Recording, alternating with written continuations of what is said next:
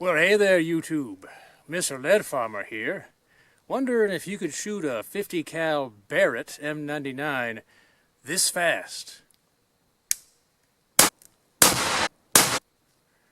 Well, neither can I. But I can sure edit a video to make it look like I did. But about a year and a half ago, I bought this Barrett M99, which I most lovingly call Gertha, because this girl is thick. But ever since I've got it, I started off without a scope, just had iron sights, no carry handle. So I wanted to go over the final iteration and what I consider to be her final form with you all on YouTube. But before we get into the gear breakdown and a closer look at this rifle, I always had one question, and that is, how long will it take me to go through 10 rounds loading from my gear? Now from that I can extrapolate how many rounds a minute I could get off. So let's get this video started off right, shall we? Let's go rattle my brain around and shoot 10 rounds out of this through my Condor shot shell carrier rig. See how fast I can do it. Let's get this party started, shall we?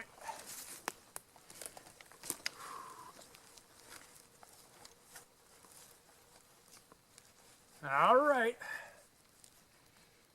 Ready? Spaghetti.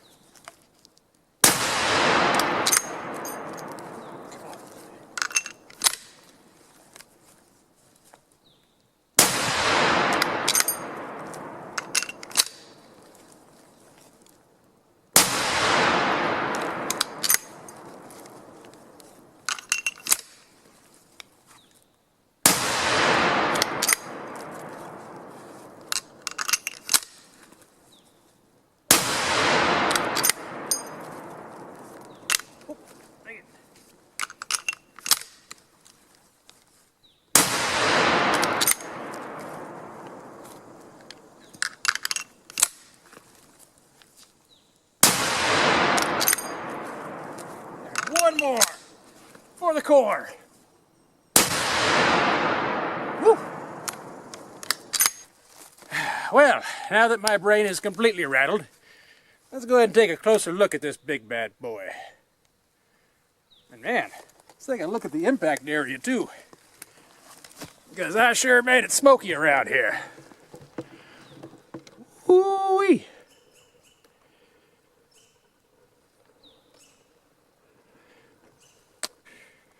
Well, alright, now that we've had a bit of fun with the old girl, let me go into the few changes that I've made since the last video.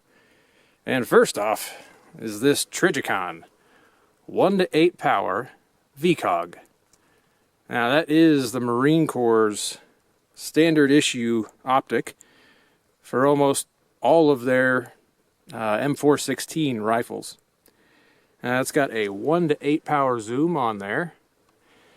And I know a lot of people might ask, why did you get a 1-to-8 power zoom on a rifle that's probably meant to shoot out to 2,000 plus yards? Well, the answer to that is simple.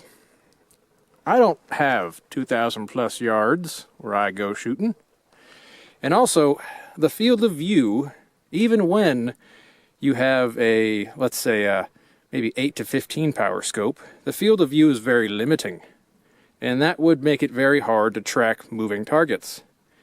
And if this is going to have any functional role, I believe it might be to have it a roadblock or something like that to stop a moving vehicle. And to do that, you really need a better field of view. So that is my justification for this scope. And also the fact that if the Marine Corps uses it on all of its 416s, then you know it must be grunt proof. And that's exactly what I need.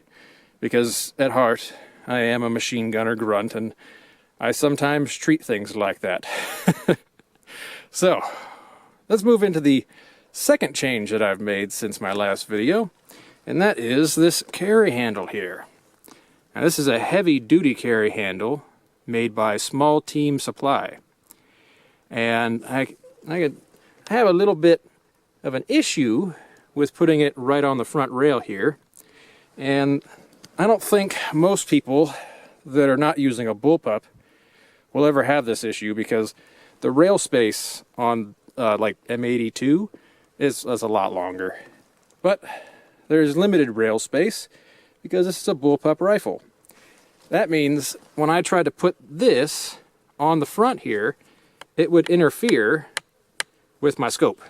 And I could not get a good grip on it, and it would get like right in front of the scope.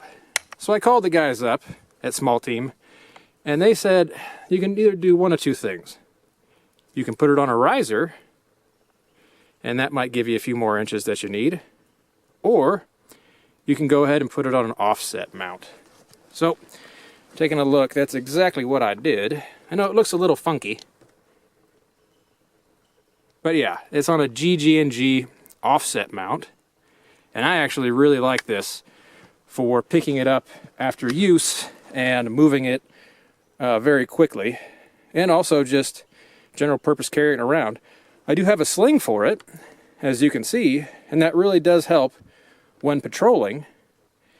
But honestly, if I'm just moving it from point A to point B, that carry handle is super helpful.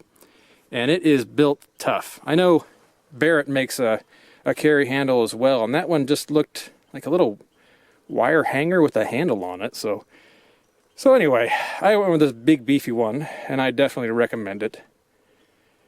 So those are the differences I made with the rifle. Let's go ahead and look at the differences I made with the gear. And now it's time for the gear breakdown.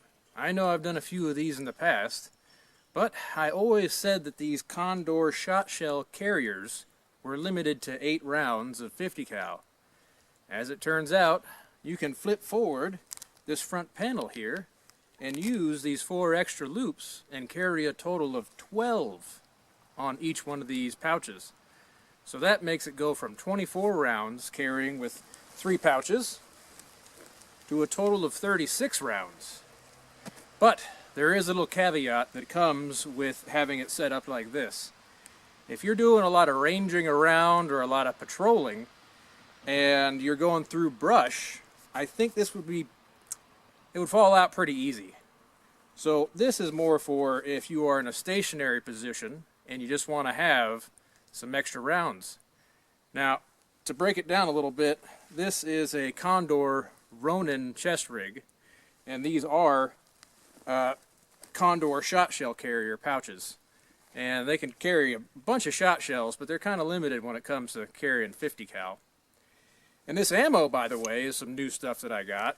I don't know if you guys can see that pretty red tip with the gray band underneath it. But what that means is this is M20 API-T. That's right, this is tracer ammo. So there'll only be a few times of the year where I'll come out and shoot this, but it was raining all last night and it's only in the 40s today. I think we'll be safe.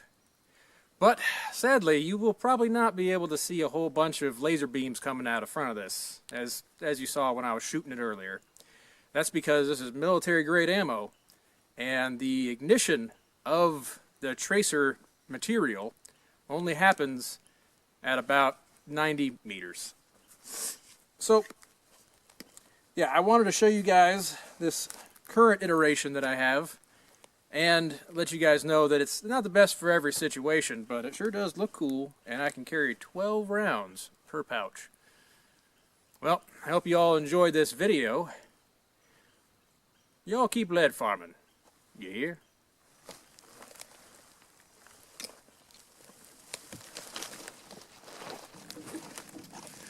Blah, blah, blah, didgeridoo. I just realized I sat down in a bunch of dew.